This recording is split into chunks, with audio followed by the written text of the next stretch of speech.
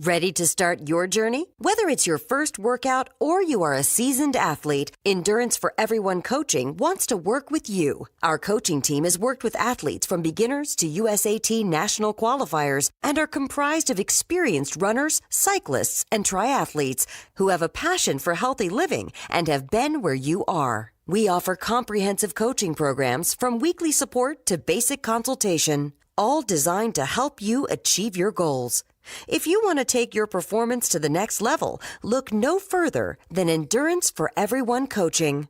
Go to www.teamE4E.com and click on the coaching link or send an email to teamE4E@enduranceforeveryone.com. And let's get started.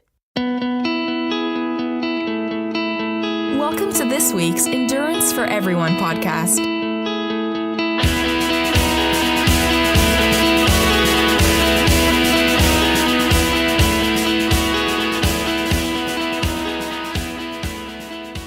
The following program is for entertainment purposes only. Though the hosts of this show are certified Ironman coaches, their attempts at long-course triathlons and endurance events should not be taken as an endorsement for you to do something stupid too. You should make your own bad decisions, then podcast about it. Now, let's start the show. Hey, this is John Harris. And this is Rob Bozovich. And Endurance is for Everyone, and this is the Endurance for Everyone podcast. Hey, John, it's been a while. How you been? It has been a while, hasn't it? Has been a while. Bit. Yeah, when we start doing the way we've been doing it lately, it seems like we go weeks without actually doing a live show, so it's kind of weird. But and for those, and I'll jump in and say it's partially my fault, but also, you know, hey, we've been trying to, give you guys what you want, do little things here and there. So we've done some recordings like back to back to back, and then we've pieced a little bit, one or two in here or there to make the show cohesive, and hopefully they come across in good manner for you guys.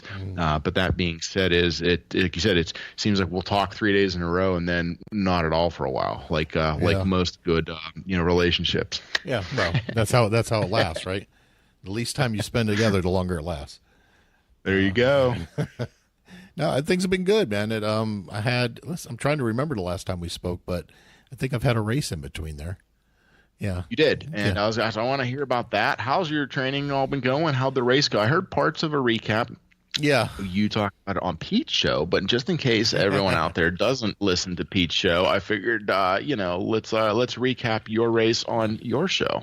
Yeah. So, yes, I was on Pete's show, Pete and Gretchen's show. Let's make sure we say Gretchen too. That is true. That was actually, the same weekend because it was the day before I'd done the race, so it was still fresh in my mind. But it was called the STARKEY STOMP, same race that I did last year, trail run. Last year I did the half marathon. This year I did the 10K. I did it with Nancy and her daughter Laura, who both did very well in it. Actually, closer to me at the end than I thought they were, so I missed them coming across the finish line. I didn't think they were that close. That's I got a little funny anecdote similar in nature that I'll share later with that one. So, but go on. But that's good for them. Good for them that you underjudge them and they overperform, John. Yeah, way to go. Right. they overperformed. They're a couple of tough women, though. I knew they'd do well. They did last year when I did the half last year. They did the 5K. So this year we all did the same race. Yeah. And Laura being a 12-year-old, doesn't train at all and goes out there and does outstanding, because they can just do whatever they want. But I did well. I mean, I was a good 2 minutes faster per mile than I was on the course last year. So, but I mean, yes, obviously I've been training and obviously I've been getting better, but I have to remind myself also is that last year this was the time that I was battling that foot issue the whole year. And I remember this race from last year and that my foot was hurting pretty bad. So I would hope that I would be better, at least a little better than last year. But I felt good this year, though. I never felt like, this is awful. This sucks. I'm never doing this again. I was immediately trying to figure out when the next one was going to be. So, right. Yeah, and it's a great little park to run in. It's a nice little trail, and it's got his I put a video out there of parts of the trail where you can see the sugar sand parts and stuff like that. If you haven't watched it, it's out on the YouTube channel. So I did do that. The YouTube. Isn't it just YouTube? I said the YouTube channel.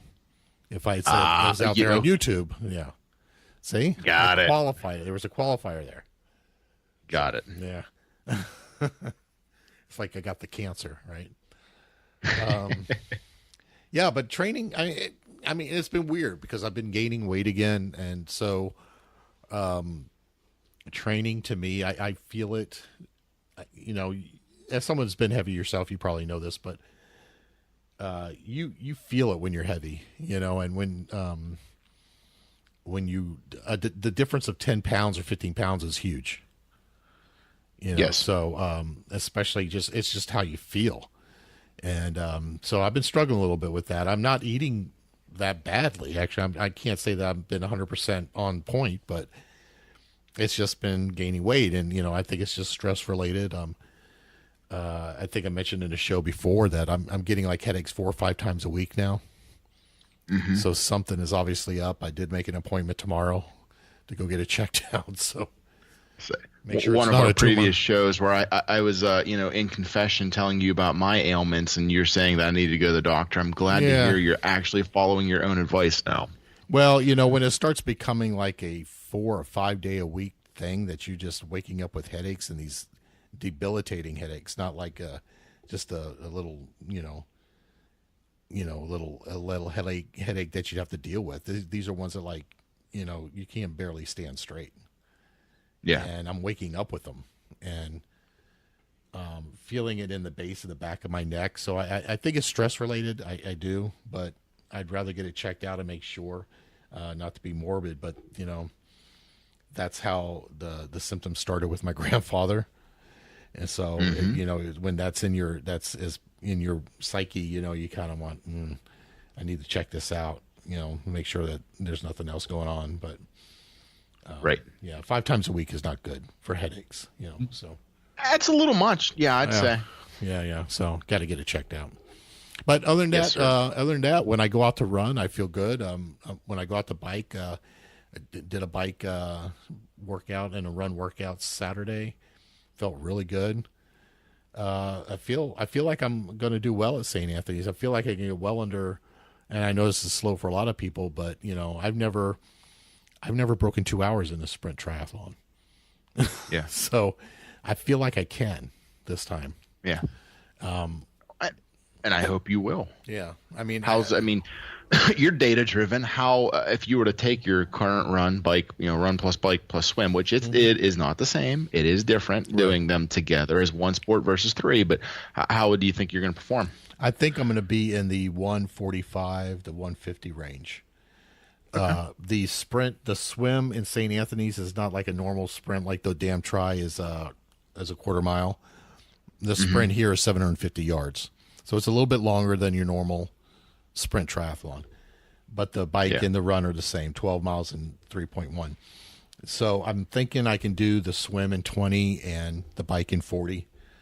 So if I can hit the run, with an hour left, then I'll be fine. And that's my goal. Yeah. Good. Yeah. So to be on the run an hour into the race. And that's what I'm shooting for. So if I do that, then I feel like I even with tired legs on after a ride, I think I can easily do a 5K under an hour. I would hope. So I don't want to get too excited about breaking 2, because it seems like every time I really get excited and think I can easily do it or at least do it, something happens. So I'm kind of like, I think we all in life get I don't want to say overconfident, but that's where we need to scratch the I can easily. As soon as you start thinking easily, it's Murphy's Law seems to strike and come in. Yeah, what I mean, and that's where you just you want to, in the back of your mind, really hope, but you almost don't want to put it out there into the world and say it officially, because then you just feel like all heck's gonna break loose. Right, you anger the tri gods. Yes. So, and you don't want to do that if you can help it. No. No, I did that a few years ago with Crystal River, and we had a storm come through on Thursday, and it was like the worst swim ever at Crystal River. And this is a place that's like a mixture of sea and fresh. So it was never bad there. Never cold, never rough. And this is like waves like you wouldn't believe. I've never seen it before like that. And for those who don't know, and I'll say my unquote educated, not living in Florida, whenever we go visit my dad in the villages, we went to Crystal River once because it's where you can swim with the manatees, and I believe I've shared that because it's just an easy drive over. It's the Gulf side, which you're not getting hit with the Atlantic, like you said. It's the Gulf plus it's half Gulf, half fresh water. And it's always warmer and nice and tepid because it's of the springs coming out. It's just a very, generally speaking, calm, remote area. Oh, yeah. But as soon as you say, oh, it's going to be a piece of cake. You're in trouble then. You're asking for it. So yep. So how are things going with you? John, life is fantastic. As I sit here though, and I should say, and if people look at, I'm sure you're going to put it in the description. As we're recording this is like I said, coming back around to, we've done a lot out in advance. This will be one of those, we record it today and we post it today. And as of posting this, yesterday I did the New York Half Marathon, and so I've had a lot of training leading up to it that I've been following to a T. Then I got a little upset and hurt because I listened to John on Pete and Gretchen's podcast saying Rob asked so many questions. Poor me. So I felt a little bad, and then I decided to not be the. Good. You say that like I said it like it was a bad thing, but people need to go listen to the show and see how I said it. Well, maybe that's why I'm saying it this way, John. Yeah, okay. Build the suspense, script the drama, John. Hashtag views from the couch. So anyways, I did the New York. We'll come. What I did is, I did a couple of recordings here, and we're going to go ahead and probably cut to that in a minute here. I just do want to say, it was my first time, when I say trying, live recording. Not like I'm dead as we're doing this, but I did. I did a couple of clips. I did like at the expo, the getting ready, going to the to the race, through the race, at the end. So the total cut here is going to be, I want to say about 13 minutes. I don't think John's going to cut any of it out. There are some parts that get it just sounds like because it's just windy. Hey, I was using the mic on the earphones. I had, in a previous episode, said I run most of the time with earbuds. Earphones, YURBUDS, just the cheap Focus 100 sets. This was a Focus 300 set, which basically just has the inline mic. Works really well, actually, just for daily use and so forth. But whenever you're in Manhattan, it does seem to pick up a lot of wind noise. So if you want to hit fast forward a couple seconds and go through it, or if you want to skip the whole race segment, it said it should be about 13 minutes, because I don't think we're going to cut any of that out, because you can still hear a little quip here and there and so forth. Okay. So why don't we go ahead? So why don't we go ahead and cut to that, and then we can discuss some of my training and the race itself and everything on the backside. All right, let's get to it now. Sounds good. I'm at the expo. Just picked up my bib and shirt. There's a big New Balance store for you to walk through. They're the official brand, I guess. So they have all the official gear, and you can buy your, training gear and or your finisher's gear. A lot of stuff in bright colors, not necessarily my style. They do have a course run through, which seems pretty nice. Might check it out if I can catch the next live viewing, but we do have friends with us, so I'm not quite sure. There's going to be plenty of people for me to follow, so I'm not that concerned. That be it from here.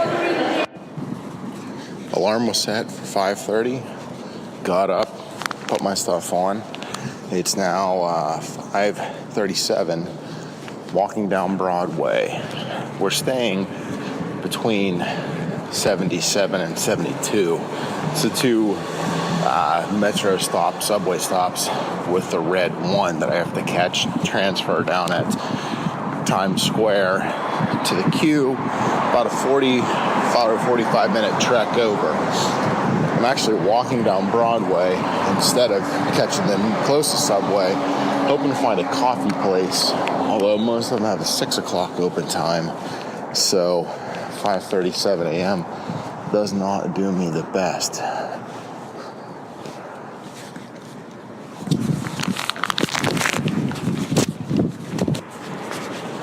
Starbucks at the corner of 75th and Broadway. Shout out for being open.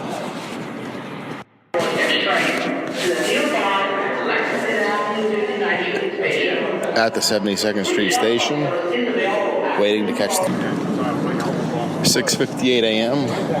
Took quite a while to catch all the trains running slow.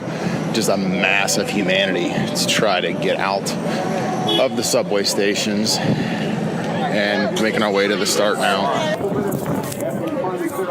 In the corral, moving forward. Not sure how well you guys can hear this. Official start time was 7:30 for wave 1, which I am. I'm corral F.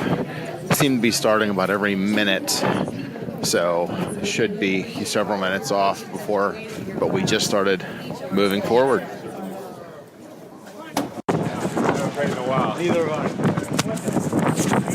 Over a mile in, almost 2. About to hit the bridge. I believe it's the Manhattan Bridge. 14 minutes, 40 seconds into the race. 4.3 miles in, 34 minutes. Feel like something bad must be coming. Feels like we've been running downhill a lot, which means got to be some uphills coming back at us. Currently on Columbia Street and Rivington Avenue intersection. Check in later. 10K mark, 50 minutes, 22 seconds. Running on a highway on the east side of Manhattan. It's pretty windy. 7 miles in, 57, 50 or so. I see a pace group up in the distance. I see the sign, but I'm too far away to see which one it is. Maybe 145. I inadvertently started right about the 150. And I passed him. So, as I said, I'm too far back to see yet. Almost at mile 8, coming in to Times Square. I'll let this run for a few seconds. Repeat it.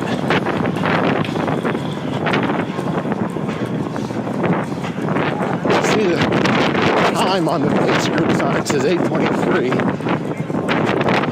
Doing math at this point is not my strong suit. Let's just say that's somewhere between the 1 and 2 hour pace group.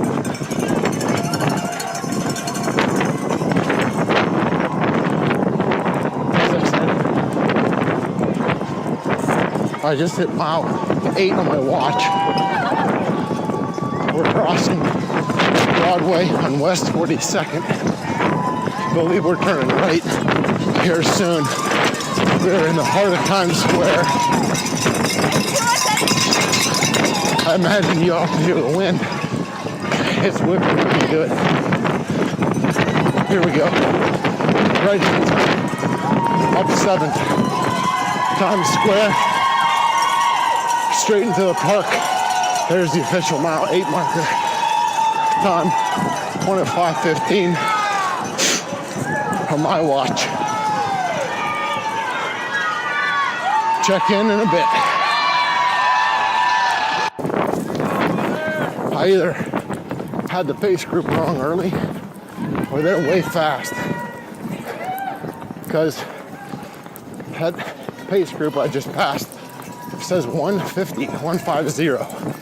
They're running way quicker than that. Of course, there could be multiple pace groups based on corral, but my corral was somewhere in the low 8s because they seat you wave 1, wave 2, and then alphabetically as well.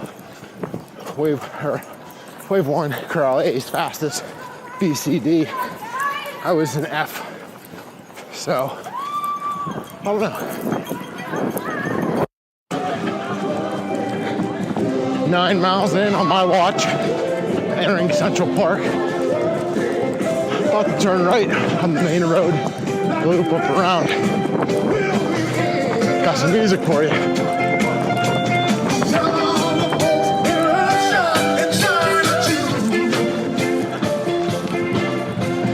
Feeling good. Call that irony. Just hit mile 9 officially on the course. My music died, I had to restart it. First song up, Foo Fighters, Long Road to Run. Correction. That song was Long Road to Ruin.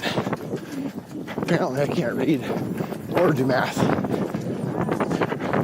Good timing of this race. I just saw a clever sign and said, you're down to the final 4.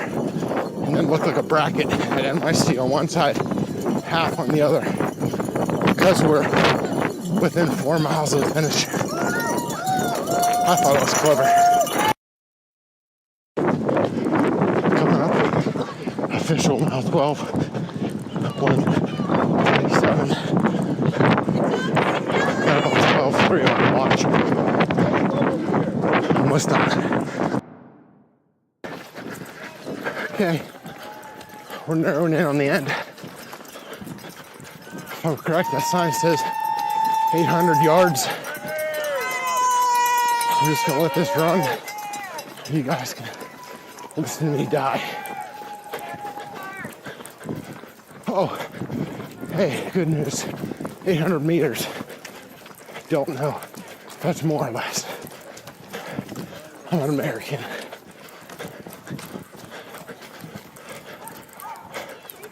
Gonna be close to a PR. I don't know if I'll get it or not. Although, it's definitely a course PR, as it's a new course. I think there was more elevation getting on off the subway than it was last race. But hey, we all choose to run where we run. We know what we're getting into. So, I don't know how well these turned out. Hopefully, most of them are audible. And soon here, you'll hear a little bit of a crowd. And not so much me huffing and puffing.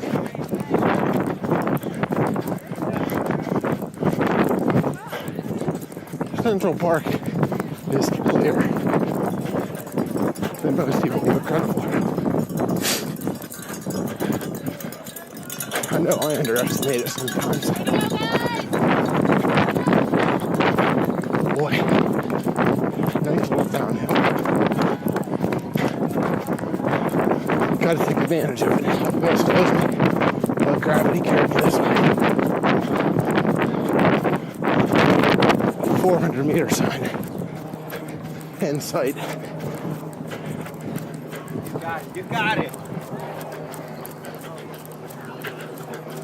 Oh boy. Oh. This is a cool race if you guys have never done it. It's costly to get in. This year, they announced about 22,000 runners. There's at least that. And spectators. It's pretty awesome. With the exception of the bridge, there's been spectators lining the roads the entire way.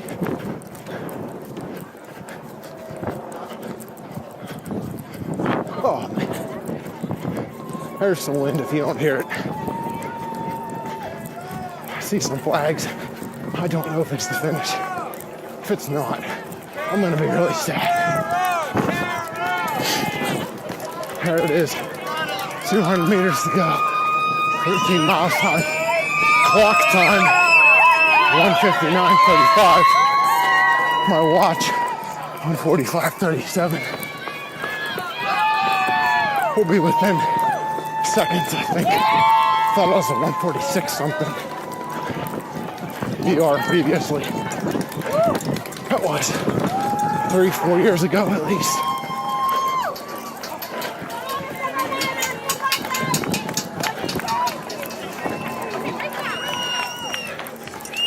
All right, final stretch, guys. We've done it. I don't know when I'll shut this off after. And the boogie down Bronx runner.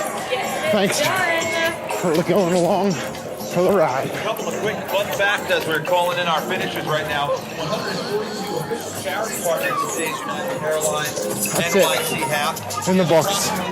1:46:30 on my watch.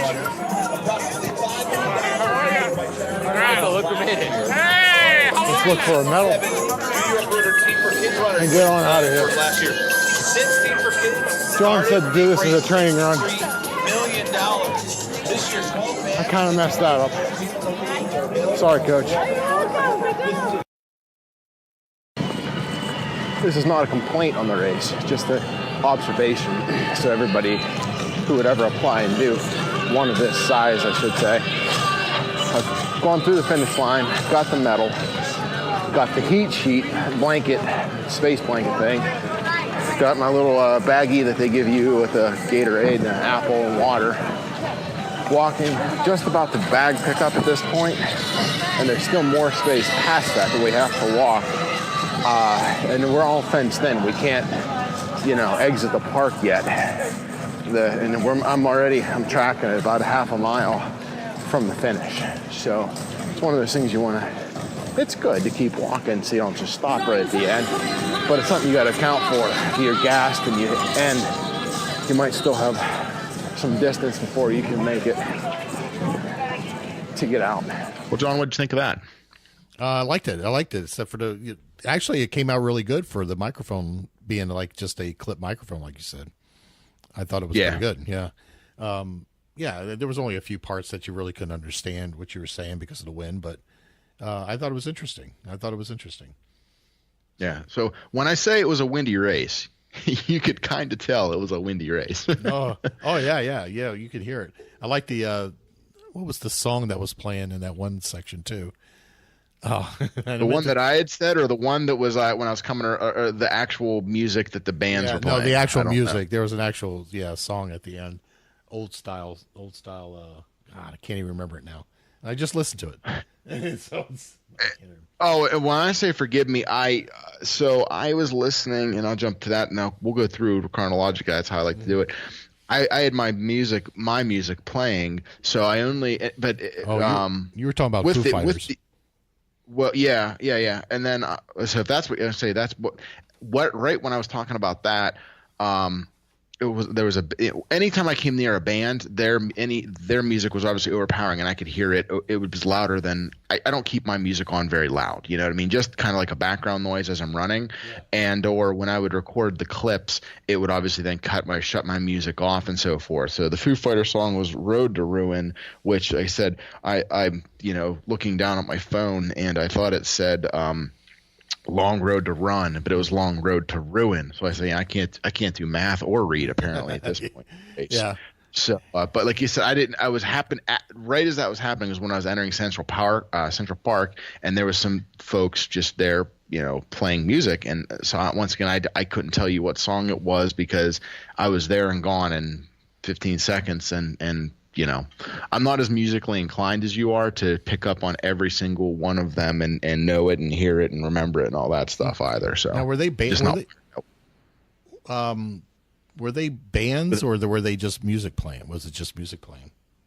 It's a mix, or I'm going to go back years ago to the New York City Marathon, then talk this one. And when I say you just never know what you're going to get, a couple of times, like going through the New York City Marathon, you would have everything from like kids just set up playing, one guy strumming a guitar, to a guy then half a mile later like just DJing, to a like a couple of high school full-blown in uniform marching bands, to some people just sitting there like you'd seen a TV show drumming on buckets. Some of them are.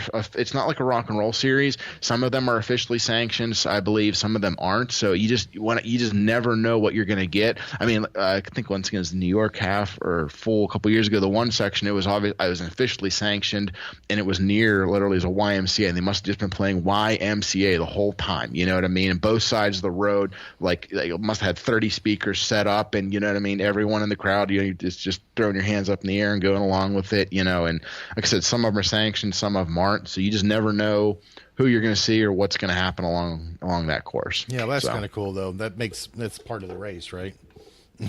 Totally, yes. Yeah, part of the, what do you want to call it, the ambiance. Atmosphere. Yeah. Yeah.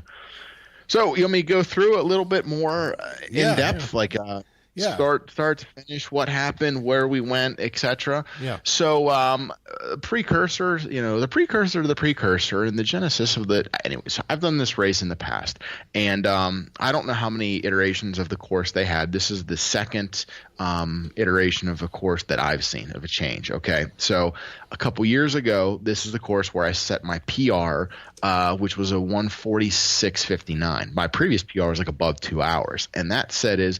That course, you started in Central Park, and I truly, honestly want to say I set my PR because I was so cold. Because once again, it's March, and it's Manhattan, so the city itself can kind of feel a little warmer.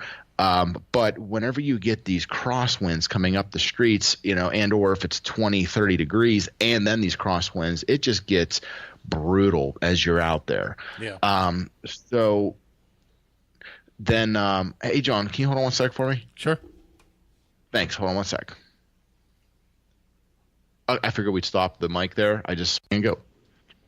Sorry, guys. We had talked about going live, Facebook Live, and we wanted to, and then John messaged me, and that's why we were going to put this out there. So what I was saying is just a second ago is the New York half. Like I said, this is the third time I've done it, and it's the second iteration of the course. And at first, the first time I did it, it started in Central Park. And you would run basically a loop. You started in the center, run north, then this little out and back kind of on the north end of the park. Then you would go back down through the park south, through Times Square, west to the West Side Highway, and loop down around Manhattan and then the financial district. This year was a new course, so they jokingly, and everyone says, everybody was going to get a course PR for this race course because it's the first year that they're doing the course. Some things that I thought were interesting, and I'll kind of go, like I said, almost turn by turn through the course. I have the map pulled up so I can do that a little more knowledgeably. But you said you just heard my audio file of running the race. Mm-hmm. But what they did this time is, and they're kind of going, well, I'm not saying to a identical format, but they're going to a similar format where with the marathon where they I thought you were flashing me a sign there, John, but I couldn't get there close. Just making sure people know they see it. We see them. So anyways, they call they like to call the marathon the 5 boroughs, and so this one they are really announcing it and I guess branding it as their first 2-borough race because previously most, if not all, of the half marathons I guess have all taken place solely in Manhattan. So they the NYRR, New York Roadrunners Club, had they got their running pavilion. It's somewhere, I'm going to say midtown southish, and you go there and pick up your packet. Personally, you heard in the video clip I was talking. I didn't buy any of the gear, and that being said, this shirt I just happened to throw it on. Say this is my New York marathon finisher shirt. Not saying that I'm not big on buying finishers gear. It's just the shirts they give out as the race shirts are just fantastic. So I didn't see the need to buy an additional shirt that said finisher. At this point, I might buy marathon finishing, but just personally not buying half marathon stuff. And that's when my wife said, what about some training gear? Like, do you want to get any of that? And I said, no, everything there was New Balance because they were that was like their main title sponsor. And at this point, like, I even pulled my hat off the show. Like, when something fits me, that's what I really like to wear. And the Marine Corps marathon gear is what I like because it's all Brooks and it just fits incredibly well as far as hats. Because I've worn some Head Sweats hats and some other ones, and they just don't fit me as nice. They're a little tight or don't fit. Like, they look like little beanies. They're like way up on my head and so forth. Anyway, so I didn't spend super long at the expo, but for newer runners, it is a really cool experience to walk through, see all the gear, and they had a big wall set up with your names. We got photos. I was pointing to my wife and my name because she was registered to run it, ended up not doing it, side by side. And then they had a kind of like a live interactive turn by turn race tips, tools, track, tactic, strategy, however you want to say it. So I ended up not I was seeing if the next live show was going to be in a reasonable time frame while we were there. So we kind of walked in. It was on mile like 7 at that point. There wasn't much that I didn't know. And I'll go, like I said, turn by turn through the course here in a minute.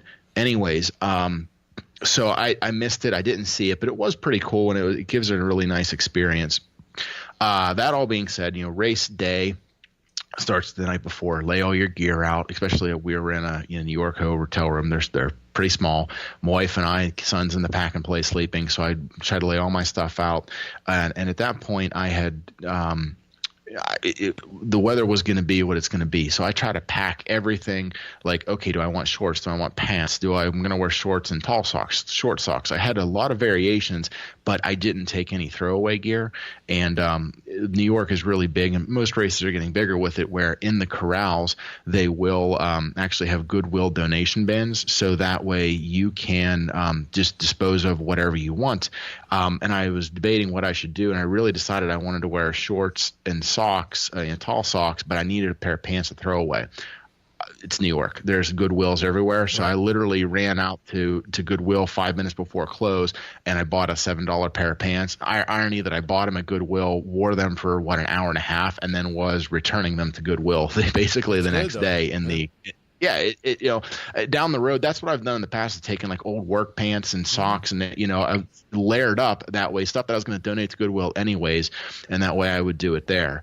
That being said, though, so I had my brother-in-law Garmin and I were texting. He was doing the race, and I had said, about asking if he wanted to set, but he different than me. Our hotel, we were staying near the end, which is in Manhattan. As I said, 2 boroughs. He was staying near the start, which was in Brooklyn. So we went to. For me, he just had to walk a few blocks. I think he might have metroed like one station just to get there, but it was a 45-minute commute. That's just train time. So I was up at, you heard in a video clip, 5 in the morning. I was out the door by about 5:25, 5:30. We were staying on between 72nd Street Station and 77th. Walked down, found a coffee. When I got on the subway. Also, I'm used to the daytime schedule where trains are coming every 2-3 minutes. 5:30 in the morning, they only come about every 14-15 minutes. So if you're planning on a bigger race and you're going to use the metro, you're going to want to pay attention to that stuff. It's because only crazy people are up at 5 o'clock in the morning, right? That's it, especially on the weekend. Right, exactly. You're talking Sunday morning. Maybe a Monday or Tuesday is a lot different as well. Right. I hadn't thought of that. Lucked out that when I say, look, I drank my coffee, train comes, I got on the red one, took it to Times Square where I had already mapped it out based on their recommendations. And I don't like to think, so I had printed everything out. I had a list literally that said, take this train to this station, transfer here, look for this. And then was able to, once again, transferred, when I say then had to wait for the Q train, that was another 15-20 minute wait. Once we had got on when I say we, I got a photo, and I'll attach a few of them to whenever we put this show up here later today. You know, showing the subway, the couple of shots of the race, and just how busy and packed everything was. Anyways, it was, when I say face to face, I'm standing facing this way, and somebody else is standing with the back of their head facing like over my shoulder. When it's so packed that you literally could get another person on the subway, which makes me think like this was their biggest race. They were announcing about 22,000, and their official finisher stat came out with 21,956. And that's why they're trying to be able to grow the race bigger. And when I say I don't know how well if they stress test to see like, hey, can this subway station handle this many people coming in? That's why, like, when you do the marathon there, you take the Staten Island ferry. When you get to the other side, they have 100 tour buses, coach buses that ship you out there, and they have that down to a T. I think this one, as time goes on, they will continue to get better and better with it. That being said, one of the things I thought they had done really well, I'm going to try to share some tips now that I thought of or utilized during this race, and then later on, just so everyone would know it. One of the things I thought they did really well is, and I'll hold my hands up to the camera and try to describe it. They had Corral A set up here, and they had Corral B set up here. So basically, if you picture like a 4-lane road, you had 2 lanes on this side, 2 lanes on this side. Down the center, they had all the porta potties. Separating, when I say, it was not Corrals. That was wave 1 and wave 2. I'm sorry. So, and then with wave 1 went off first, then wave 2 went off. Hi, John. I see wave 2 as well.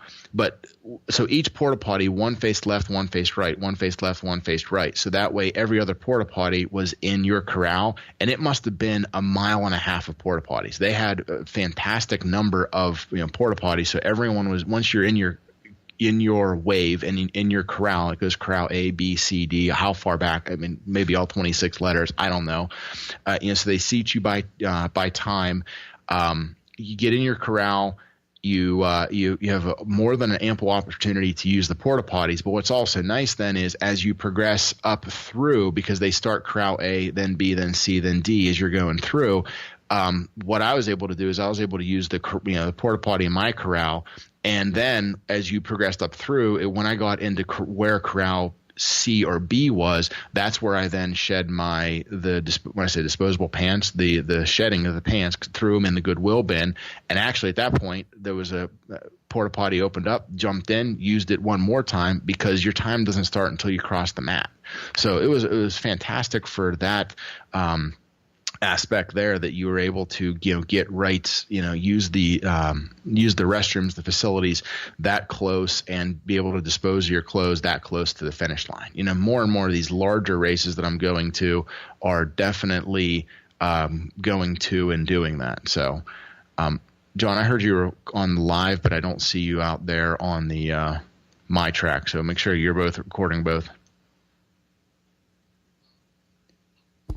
How about now? There you go, John. You know why? Mute buttons are I know. You cough button. See me? I turned it off to cough, and then I forgot to turn it back on. And you forgot. It's all right. Yeah. So anyways, once the race started, and then if you listen to that clip, partway through, you're going to hear me say, and actually, I think I forget how far in, it was maybe mile 4 or 5, where he heard me say, I think something bad's about to happen. It feels like I've been running downhill. I'm going to go out to my map on Garmin, and I'm going to turn the phone around here so our viewers can see it. That being said, can you see, John, the map? I can't see whenever I turn the phone around. Yeah, I can see it. So you can see they actually do have a net downhill for the first 2 miles. Then you have this hump here represents going over the Manhattan Bridge. And then at mile 4 is about where I had that recording, or that spot. And I said, I feel like something bad's going to happen, because that is a lot of downhill early on in this race. As you can see from the rest of the, if you can see it there, because once again, I'm holding the phone backwards, the rest of the course is just little blips here and there through it. Yeah. So some people, you might. Somehow my phone's ringing. Hopefully that doesn't mess it up. Yeah. Your video froze, but no, you're back. Anyways, so I just messing around. Are you seeing Megan's comments here, by the way? No, I don't see them. Okay. Feel free to interject them as you like, but I just see that. She said, "I'm glad I'm watching now so I can see Rob illustrating configuration on his hand and hearing about his disposable pants." And then she said, hey. then she said, "There have been times racing I wish I had disposable pants." Let me jump into that. And this is one of those things that made, like, when I say I got extremely lucky, the porta potty that I got into had plenty of toilet paper. That being said, as we're metroing down in the bags that you can check, I saw that somebody had a roll of TP, and I thought, that's not a bad idea if you're going to have a race check. Yeah. Second, though, it's like one of those, like, I should have thought of it. Like, I'm going through security. So as to go through security, I'm throwing away now all the stuff that I don't need anymore. I had my 2 servings. So whatever I had left, I threw that away. I had thrown away my coffee cup, and I had about 15 napkins in case I spilled the coffee on myself, and I threw those away. And then once I got through security and started walking that porta potty line, I started thinking, probably should have held on to those napkins just in case, because hey, what doesn't matter if you throw the pants in the Goodwill bin with a couple extra things in the pocket or not. So tip for down the road would be to either pack that or have it just in case. I got lucky, didn't need it, so that was fine. So Megan says I always carry some wipes. I saw a pack of those in the porta potty. Somebody had left them, like the little baby disposable, like 15 pack or whatever. So also a good alternative. So, but that's something a woman would think of that a guy just would not think of. Yeah. I just don't think of that. But women, I guess, touch the seat much more frequently than we do. So that's something that you just come to take for granted, I guess, as us. So, race, like I said, the first down, you got to go across that bridge, but net downhill for the first 4 miles. And then, most people don't think of New York or Manhattan, I should say, as hilly. And it's not hilly compared to like central Pennsylvania shooting way up, down, etc. But it's definitely you're always doing something. You're always going up. You're always coming down. So it's not a race like when I did my Connecticut race where I said I walked all the uphills and then I would run the downhills. I'm talking those were significant grades. You're always on a grade here. So I was just trying to keep my pace in check to where I thought I was, quote, uphill running. I was trying to keep at a certain pace, and then downhill running, I was letting gravity do its work and just opening up my stride, leaning forward a little bit. So when you hear the recording and it gets a little windy, what I said with the race previously, it started in Central Park, took you through Times Square and then to the west side. This started in Brooklyn, came across the Manhattan Bridge, kind of zigzagged a little bit, but mostly was on the east. I don't know if they call it the West Side Highway. I don't think it's called the east. I think it's like FDR or something. So you run up most of that, then kind of cut over and then turn a hard right. And now you still run through Times Square. You just run it south to north where you used to run it north to south. Mm-hmm. So once you turn into Times Square, you're on 7th Avenue, run that all the way up, that's when my wife had asked me, like, hey, what did you think of it afterwards? Is this a better race? Is it not? I said, well, early, the first time we had done it, you have the hills in New York, of Central Park, and then you run literally downhill into Times Square. Then you run downhill into the West Side Highway. It's the island does have a slight downhill grade the entire way that direction. So it's kind of nice to end on the flat, although there was very little crowd support on the West Side Highway whenever they had done it the previous years that way, because it was so windy and so cold that they would put even where they would station those bands that we were discussing, a lot of times they were abandoning ship because it was just too cold. You couldn't really hear them, and they were just freezing after a couple hours of standing out there. So what was nice about this was Brooklyn was just so Brooklyn was just so happy to have everyone there. They were just out, 3-4 deep on each side of the sidewalk lined up. You come across Manhattan Bridge, that was closed. There was no crowd support there, but it wasn't that long. Then once you got back into Manhattan, there was just so much – there was always somebody there. And then as the race went on, the farther you went, the bigger the crowd support got, which was really cool. So once you hit Times Square – whereas you had decreasing crowd support in years prior, you had increasing crowd support this time, and it was just a ton of people in Times Square, a ton of people lining Central Park. It kind of was devilish to put those hills at the end. But that being said, is they did end on like a little bit of a net downhill, and you could hear me, say that. So maybe I'll click over on my map here.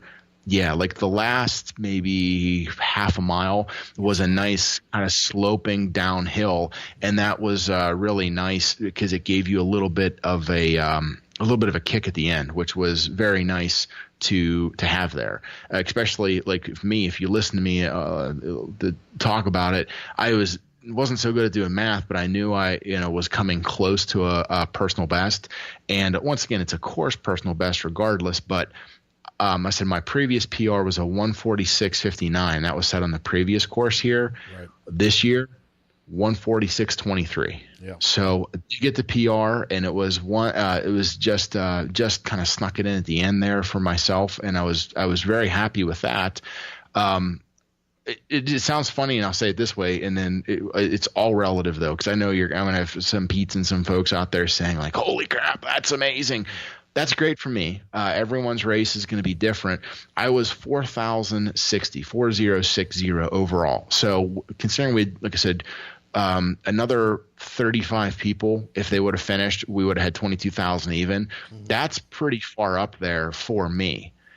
My brother-in-law's brother-in-law, Garmin, I saw him on the live a little while ago. I think he dropped off now. 126.30. Yeah, so when I say it's all relative. That's my frame of reference. Is he's out there ahead of me. I'm chasing him the whole time. The time difference in that 20 minutes, I was 4,060. He was 540 overall in the race. Wow. So top 600 out of a 22,000 person race. That's awesome. Outstanding. Yeah, that's really good. That makes me. But it shows really. Yeah, but it shows you how close. Like you're saying, he's in the 500s, you're in the 4,000s, and there's only 20 minutes difference there. I mean, there's a lot of people packed into that time frame, so a lot of people are running that pace. Yes, it's kind of like when you see me at the very end. There's a lot of people packed there too. And then it kind of spreads out through the middle of it. Yeah, that's fast. Good job on his part. Good job on your part too. You said at the end. Because I was watching you, and I could tell when you were speeding up, so I could almost tell where there were hills and where there weren't.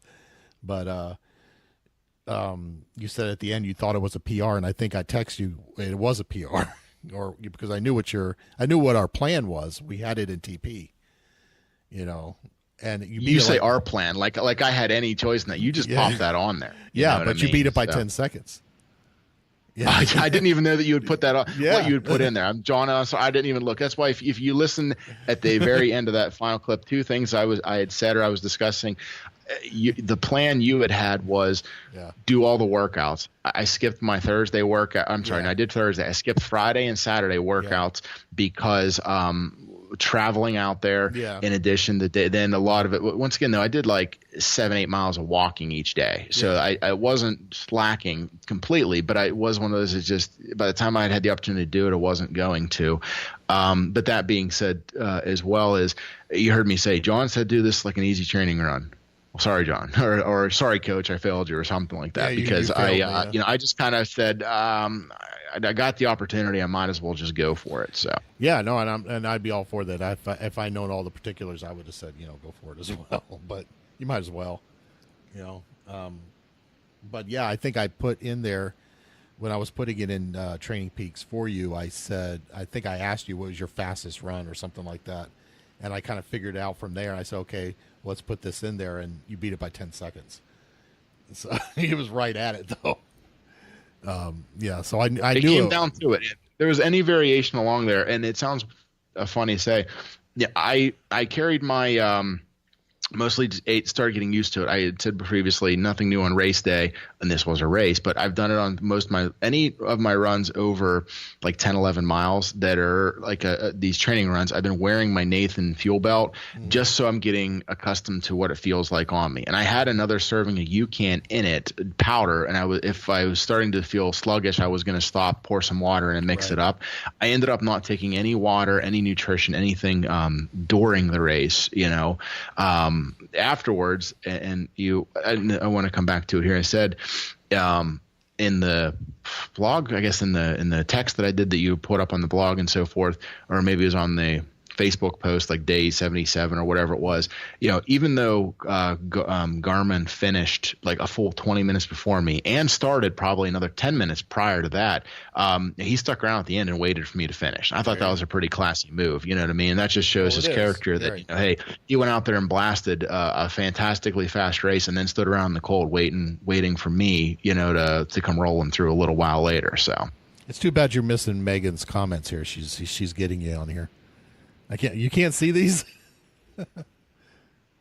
There's probably a way for me to see them. I just know what button to push, and I know if I push the button, it'll crash the internet. So it's working. So we're just gonna let it go.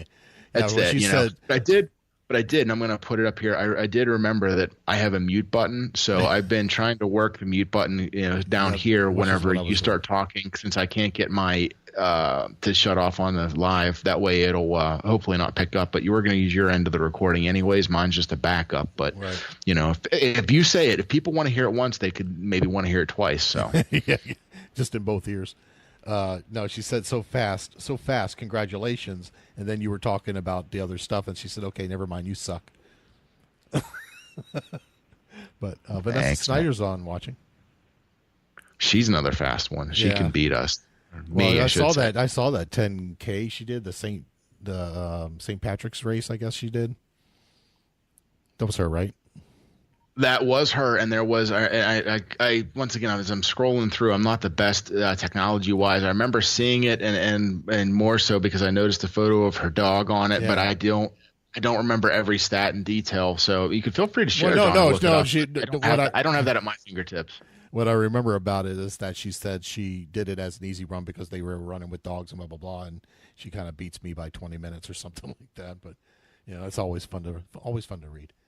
It's all relative, John. It's all relative. Is it that's why it's your personal record. It's not, John versus. Yeah. Well, that's what I was talking about at the beginning, the Starkey Stomp race, I told you Nancy and Laura had done it with me. And at the beginning, Nancy is just coming off the knee surgery and some other issues. So she's just starting to run now. Part of it, she was fast walking a lot of it. So when we started the race at the beginning, Laura went up ahead of us, and she was kind of trying to stay with me with my walk run. And then she noticed at the end of the race, the difference just that little 30-second run period makes. And I think it kind of clicks something in her brain. It's like, oh, wait a second.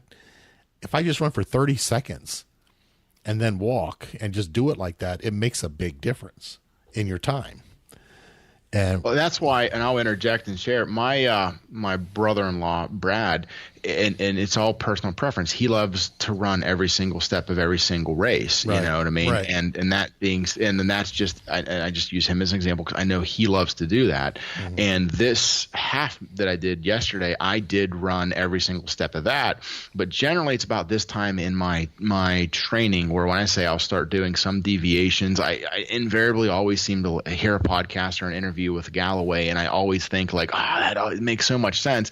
And when I did my Pittsburgh Marathon PR, I did, and it was straight, and I forget the exact plan, but I kind of created it the day before. It was like I warmed up the first 3 miles just to get through traffic and, let the congestion die down. And then it was something along the lines of like I kept it at a 5-minute interval, and I think it was a 4:40:20, so a 4:40 run, a 20-second walk. Mm-hmm. And then I did that from, we'll say, mile 3 to 13, and then 13 to 21 or 22 or something in that realm. I then changed it from just by 20 seconds. So I made like a 4:20 40-second walk. And then it was like the last 5K was just, when I say all bets are off, just run it in, do what you want to feel like.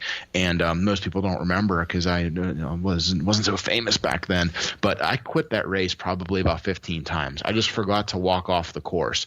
Like literally, I'd run 400 steps and then stop and be like, I'm done, quit, that's it. And then start running again and so forth. And still got my PR. But yeah, that there's a lot to that style of running. And, I don't ever, when I say put down on it, I use it more frequently than not in longer races. I did not use it in this one. I personally need it anytime pretty much past about a 16-mile mark is where I really, and that being said, is it does not work to run 16 miles then start it. You need to have that plan and start that early on. Yeah, so, something I've had to something I've had to be clear when I talk to people about it as well is that you can't do it once you get tired. You have to do it right from the start. So when they see me doing it in a race, and they'll see me run for a minute and then I'm walking right away. When I don't need to walk at that point either. But I know that if I don't do that at the end of the race, it's going to be bad. So it's kind of like the Hansons, the Hansen method says is that you're training for the end of the race, not the beginning, You want to finish upright. And from what I hear, you had a long walk after that race. See, if I had run and I remember doing my first half marathon was Disney Wine and Dine, and they opened up, it used to be a night race where it started at 10 o'clock. And they would open up the park to everybody till 3:30.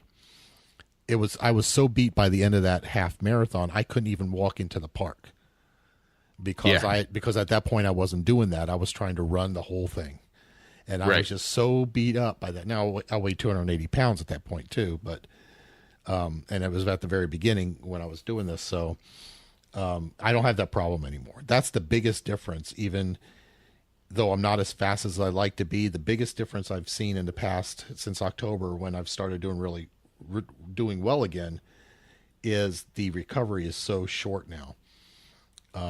It used to be anytime I did any kind of lengthy run or anything, I couldn't walk afterwards, and the next day forget it.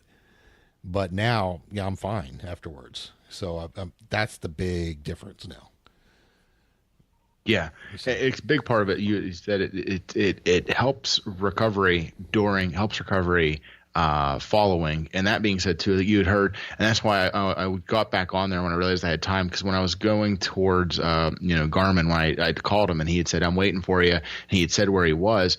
It was it was a good at least 3/4 of a mile, maybe longer, in order to just get out of the finisher chute. The total walk back to the hotel ended up being just under 2 miles. It was down, over, back up. Yeah, and when you talked and you were talking about that on your little piece there, it's like, that's crazy to me. That, like, if I had done that in the first year, I wouldn't have been able to. I'd been calling Uber.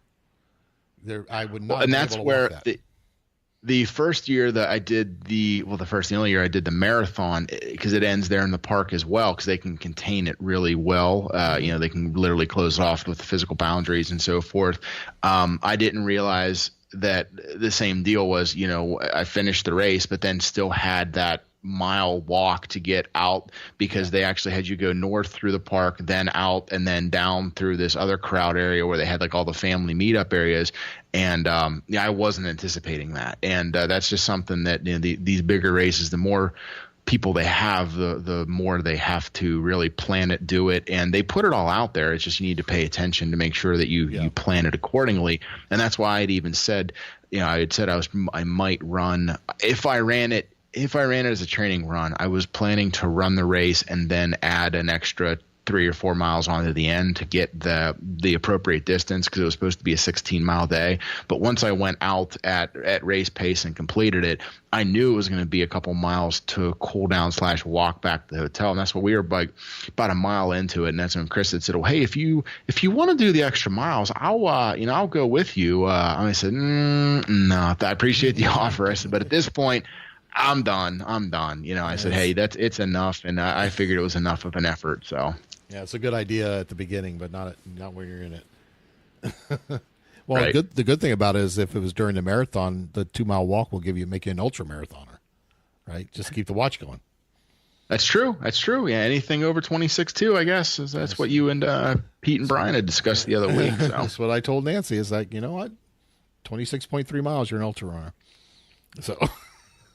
And that's one thing I did, and off topic, but on one of our previous shows, I tried to make an effort, and I'd be curious to go look at the actual, like, down to the point data track. I tried to keep my pacing almost like, it sounds weird, like when I'm riding a bicycle or motorcycle, you sight the curve and as far out as you can see. I was doing as much sighting, and when I say right to left and straightaways to run the truest race that I possibly could.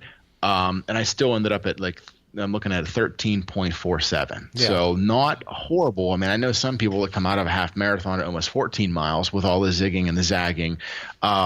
You know what I mean? So that's when my pacing is a little different. I think it's like above an 8:05 or something. Maybe it might be what the official results show. And my watch shows me at about a 7:55 just because of the difference. Oh. Yeah, so it's enough. Once again, it's almost right. You know what I mean, that makes sense. Mile difference. So yeah, but yeah, your watch is going to have you under 8, but because of the extra mileage on the course they're only going to count at 13.1 miles. That's it. It doesn't matter how much more you did. Shortest point. So yeah, you're always going to look a little slower. That's why everybody, and that's what I have to remind myself the same thing. It's like when I say, "Oh, this course is long," and I was doing it the other night at Gasparilla, I was doing it. Saying no, it's just because I'm weaving all over the damn place, Yeah, you made it long; they didn't have it long, so yeah, it's their fault. It's always their fault. Yep.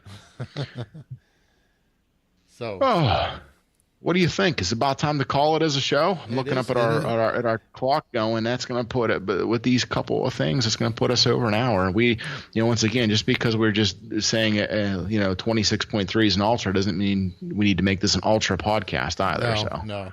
No. And I think people only can take my voice so long anyway. The too much silky smoothness puts them to sleep, John. It's too much just pure sexiness coming through the microphone. So you're getting to see my your hand. Best quality, you see how your best quality is your modesty, John. Yeah. We'll see if you knew me like on a daily basis here, you would know that I don't think that way at all. I'm the totally opposite way, but it's fun to pretend. So watching that joke I could put in there. John, so that'll be. So we are going to post this one tonight. We actually have one. We actually have next week's already recorded, so we're good. Yep. But we have a special guest next week. We won't tell anybody who it is, though. Not yet. Next week we might. I mean, we're already got the show cut, like you said, and ready to go up. But we might have to put like a 30-second on the end once it's recorded. I don't like to say who we got or what until we have it in the can and so forth. But once then, we can either maybe just start sharing it either verbally on the show, or if we wanted to start. Tagging it or something like that. Whatever. All we can say here. Yeah, that's me. All we can say is that we're on I almost said her gender. I did just say her gender. We were on her schedule, so we're good to go. So hopefully everything works out. Think it will. All right, and so to everybody, join the Facebook group. I know there was a little fun on the Facebook group yesterday. I made it an open group for like about half a day. I wanted to see if anybody found this. If I made it open, how many people would find the group and join the group versus being a closed group. And actually, people did find it quicker. So I'll have to say that. But I made it a closed group again. Pure sexiness, Carl says. I assume he's talking about me. Not me. If you come to the group, facebook.com/group/teamE4E. Also leave us comments, please, and reviews on the appropriate podcasting app that you use, either Podbean or iTunes or Stitcher or whatever you use. Or John, I'm going to interject. Feel free. No, I'm going to buck the trend. Download them all and go out and leave reviews on all of them. There you go. Well, there you go. Because I have 3 of them on my phone, so why shouldn't anybody else, right? I don't write reviews though. See, I don't even write reviews on my own stuff. So what else did I miss? Twitter, it's teamE4E. Go to any app, use teamE4E. You're going to find us. And that's it. So we'll talk to you next week then, I guess, right? Sounds good. All right. Talk to you later. Talk to you. Thanks for listening to the Endurance for Everyone podcast. If you have comments or questions for the show, send an email to teamE4E@enduranceforeveryone.com. And remember, swim calm, bike strong, and run steady.